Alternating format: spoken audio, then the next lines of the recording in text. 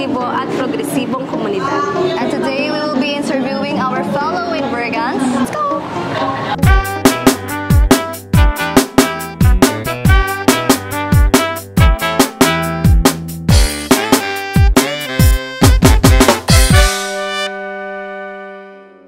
Anong pinaka-importante natutunan sa seminar na to? Natutunan ko po is yung take home lang eh. Ano? Yung take home lang. Yung thank you nakalagay sa thank you. Ano pa?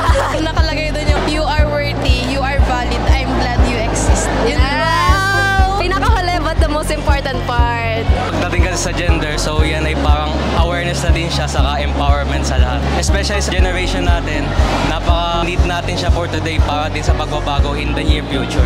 Yes! Thank you po!